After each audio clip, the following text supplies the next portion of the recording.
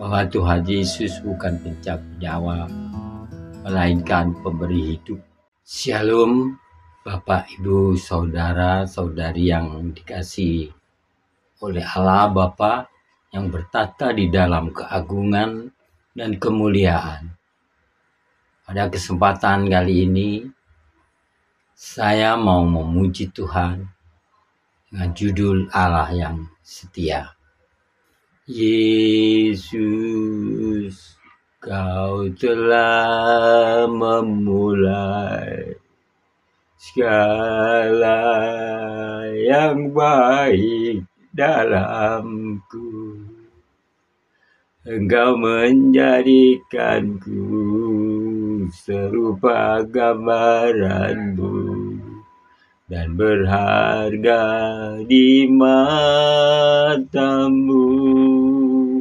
Yesus, Kau telah memulai karya yang mulia dalamku.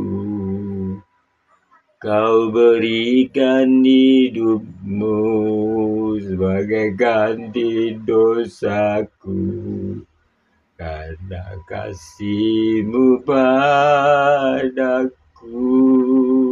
Sekarang ku memuji-Mu, Allah yang setia, yang tak pernah meninggalkan perbuatan tangan-Mu.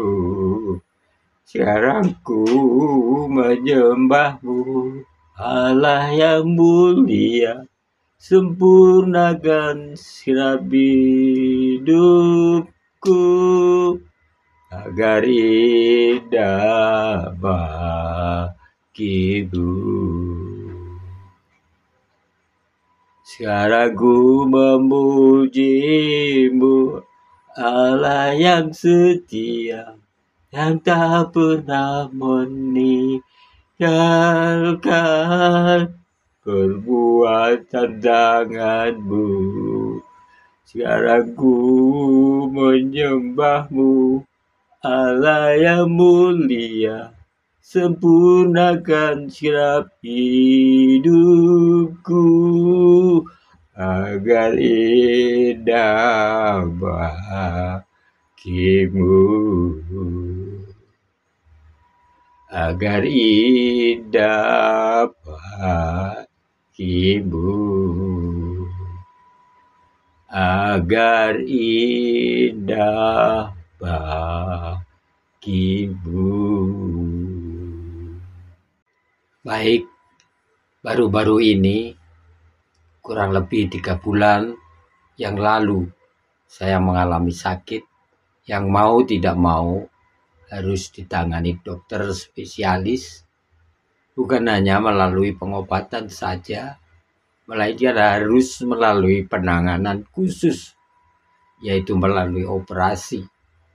Yang saya ingat sebelum peristiwa tersebut terjadi adalah saya berhalusinasi, berkata-kata dalam pikiran saya. Apabila saya masuk ke rumah sakit di Malang, saya akan serahkan atau mengakhiri hidup saya kepada Tuhan Yesus. Biarlah Tuhan Yesus yang ambil. Suatu kebodohan pertama, mengapa saya mengigau masuk ke rumah sakit di Malang, padahal saya ada di Sidoarjo. Kebodohan saya yang kedua adalah, mengapa saya mau mengakhiri hidup saya kepada Tuhan Yesus, padahal Tuhan Yesus bukanlah pencabut nyawa. Percayalah, Tuhan Yesus adalah hidup dan kebangkitan dan pemberi hidup yang kekal. Kebodohan demi kebodohan akhirnya menimpa pada diri saya. Sewaktu mandi, yang sebelumnya saya sangat berhati-hati, tidak kambiurkan air langsung ke kepala saya. Oleh karena dosa saya yang saya perbuat dalam berhalusinasi, saat itu saya langsung kambiurkan air itu ke kepala saya. Pure, langsung seperti ada aliran yang merambat dari bawah menuju ke kepala saya. Wus, sangat cepat sekali. Untung apa yang saya rasakan mengalir tadi berhenti. Lalu saya bisa memanggil istri saya. Cepat tolong, saya kedinginan. Dengan sigap dan ketakutan, saya dihanduki, dibungkus handuk, dan dituntun ke kamar tidur. Pakai celana dan kaos lengkap, dan saya tidur. Pada keesokan harinya dengan naik bentor, saya ke rumah sakit Delta Surya bersama istri. Ternyata cuma diperiksa seperti biasa dan dikasih obat jalan seperti biasa. Anak saya ke Sidoarjo, saya diinfus, namun tidak ada reaksi. Ditensi semuanya pada tinggi dan disarankan untuk kontrol di Malang saja. Anak saya balik lagi ke Malang. Besoknya saya berangkat ke Malang sama istri, minta tolong sama depan rumah. Puji Tuhan, dia gak keberatan. Kami hanya dimintai uang 350 untuk ngasih supir dan bayar tol. Puji Tuhan, saya sampai di Malang. Besoknya saya ke UGD dan saya rawat inap selama 5 hari. Saat kami pulang dari rumah sakit Saiful Anwar, kami dijemput sama Bapak Pendeta Agus Pramono. Sesampai di rumah, kami berdoa bersama, bersyukur atas pemeliharaan Tuhan. Bapak Pendeta pulang, kami beranjak tidur bersama-sama karena capek semua. Tapi brilian, anak saya berangkat kerja malam. Dan kejadian aneh terjadi, saya tiba-tiba sudah terjatuh terlungkup di kamar mandi. Dan biasanya Nyonya bangun tidur itu antara kurang lebih jam 3 dini hari. Namun hari itu dia terbangun jam 12 malam. Melihat kamar mandi tertutup dari dalam, dia ketok pintu. Kata istri saya, cuman dengar suara sempat menunggu beberapa saat. Kok lama nggak keluar-keluar. Itu kamar mandi akhirnya didobrak. Ternyata saya sudah jatuh terlungkup di kamar mandi.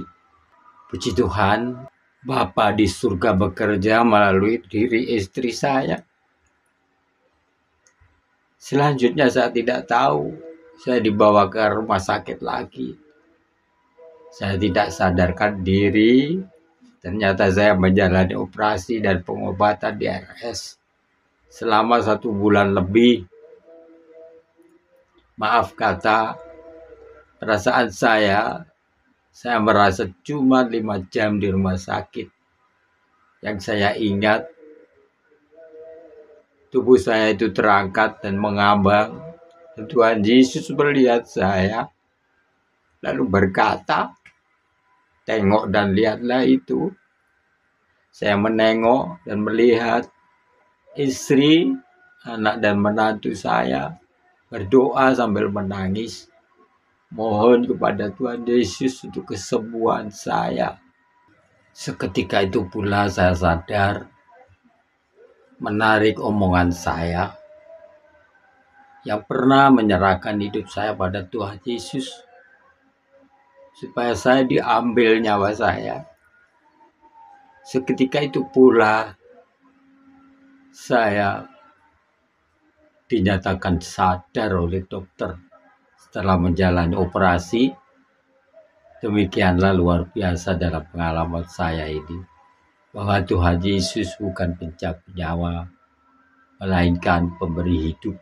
Seperti apa yang difirmankan olehnya di Yohanes 11, 25-26. Jawab Yesus, Akulah kebangkitan dan hidup.